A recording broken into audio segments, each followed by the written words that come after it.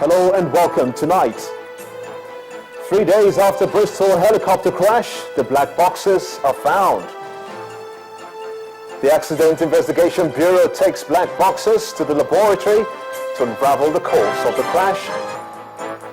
And Chief of Army Staff and his counterparts in the Air Force visits the troops in Borno State. The United States reopens its embassy in Cuba more than 54 years after it was closed. On business news, former CBN Governor and Emir of Kano, Malam Muhammad Sanusi, tells the federal government to stop paying oil subsidy.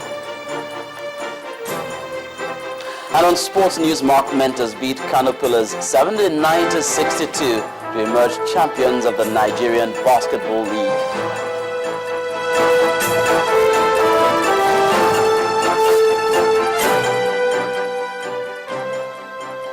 72 hours, that's 3 days after the Bristol helicopter crashed. The Accident Investigation Bureau of the Ministry of Aviation says it has found the black boxes. The black box is a device which captures flight conversation and the final moments before any crash. Channels Television had an exclusive video of the moments the black boxes were handed over to the aviation officials. Our correspondent, Yobio Taigbe, reports. We are back at the crash site of the Bristol helicopter at the Oworonshoki end of the lagoon in Lagos. Activities in this environment seem to be back to normal, but we understand that professional divers have gone back into the water to look for the black boxes and other parts of the helicopter. After several hours of being under the water, the professional divers and their boat operator appear. They are here with what could be described as an important lead into the investigation as to what happened before the helicopter plunged into the lagoon, the black boxes. Officials from the Accident Investigation Bureau and Bristol helicopters were on hand to receive the flight data recorders. They document the moment in pictures. Although it's called a black box, the color of the device is bright orange for easy identification after an aircraft crash.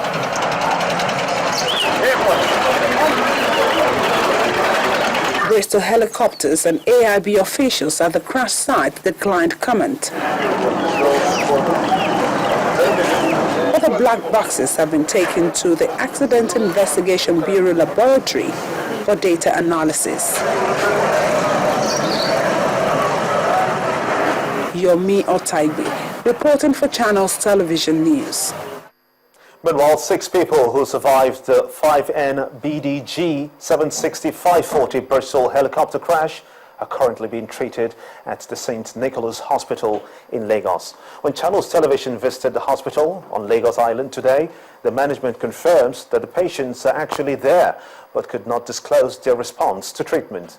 12 people were on board the ill-fated helicopter and 6 out of that number were killed in the crash.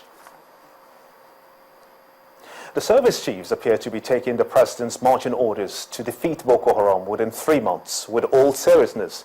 To this end, the Chief of Army Staff, Lieutenant General Tukur Buratai, and the Chief of Air Staff, Air Marshal Sadiq Abubakar, are in Maiduguri for an assessment of the military operations against the insurgents. The Inspector General of Police and the National Security Advisor are also on the entourage. On assumption of office on May the 29th, the President had ordered that the military's command center be moved to the troubled northeast to ensure more effective prosecution of the anti-terrorism campaign. Also, the Nigerian Air Force has moved more of its platforms to the northeast to boost the military's operations there. Speaking after the visit to the Governor's office, the National Security Advisor, Major General Babagana Monguno, and the Borno State Governor, Mr. Kashim Shettima, said that the government is prepared to give the military its highest support. The purpose of this visit is for all of us to come and reassess the operational situation on the ground with a view to effecting the required changes at the strategic, operational, and tactical levels.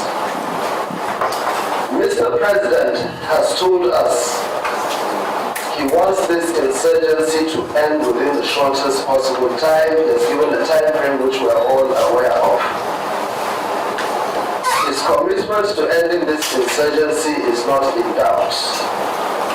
He has charged us to carry out this mission, knowing fully well that he has picked the people, as far as he's concerned, are the best to end this insurgency. And I can assure you that these officers seated before you are the very best you can get. We believe that the Boko Haram have been sufficiently degraded for us to close that chapter once and for all, for them never to resurface again. Because on several occasions in 2002, in 2009, and again in 2010, 2011, they disappeared and resurfaced again. I want to assure you, sir, that will give you our unalloyed support and loyalty to see that this madness is finally brought to an end. The Speaker of the House of Representatives, Honorable Yakubu Dogara, says from now on, the budget of the National Assembly will determine its needs. The Speaker, Yakubu Dogara, who spoke before the House began recess today, says that the House has loads of work and duty to perform, and it would have to channel it in line with the budgetary allocation. The legislature is at the vanguard of our democracy. Indeed, in other climates, it says that it is the first institution of democracy and a critical watchdog of the interests and aspirations of our people. In order to perform these constitutionally assigned roles effectively and efficiently in any democracy, what's its name, resources would have to be made available by the state. However, resources that may be made available will be based on the actual needs, not greed, of the legislature. There has been no study on or assessment of what the legislature actually needs to perform optimally in Nigeria. We've all been making at best educated guesswork on whether the legislature is adequately funded or not. An appropriate needs assessment may well find out that the legislature in Nigeria is overfunded or that it is underfunded. There should be an empirical and objective study to determine this. The House of Representatives has decided it will set up an ad hoc committee to investigate the non-implementation of capital projects as contained in the 2015 Appropriation Act. The lawmakers also said that they would be probing what they term the serial breach of the Fiscal Responsibility Act by the Federal Ministry of Finance.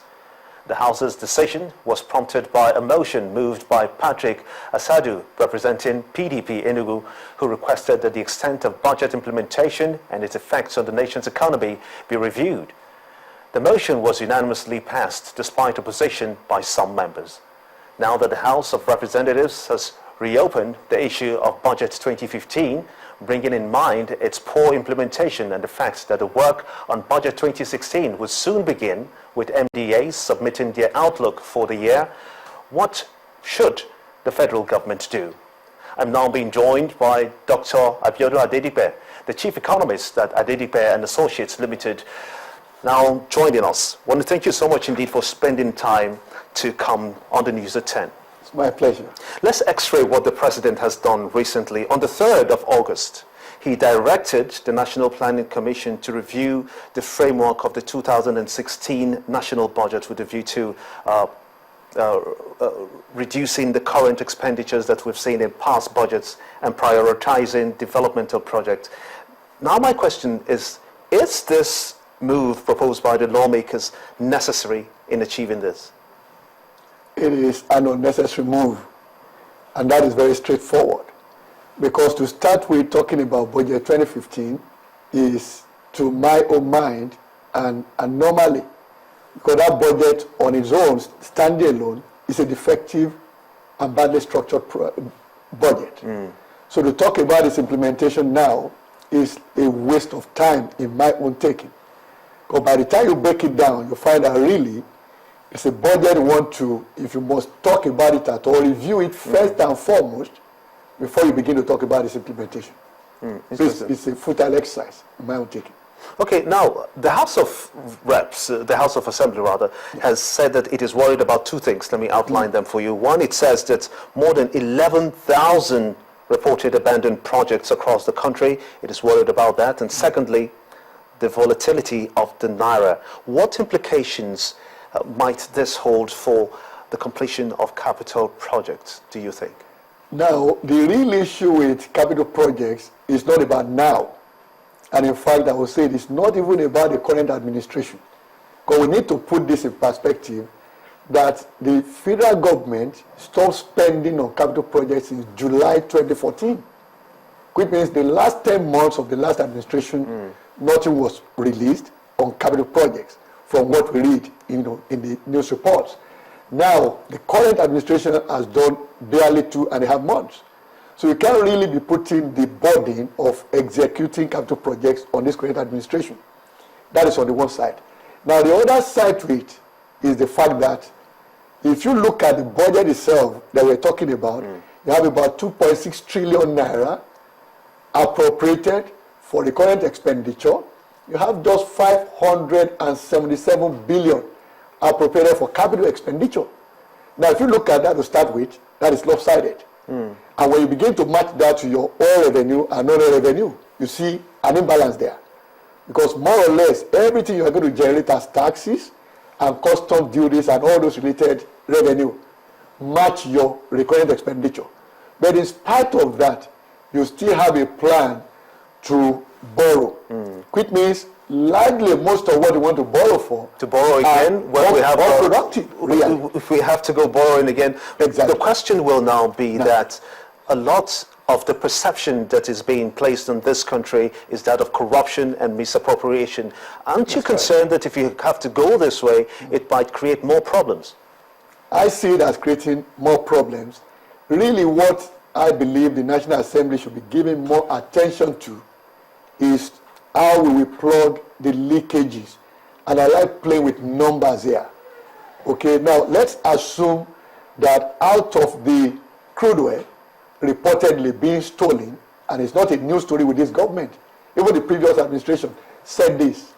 Now, if we are able to put, let's say, 300,000 barrels of crude oil that we saved from being stolen at the current market price, and of course the current exchange rate using the official rate with the Central Bank of Nigeria, that will put about 1.2 trillion naira on the table.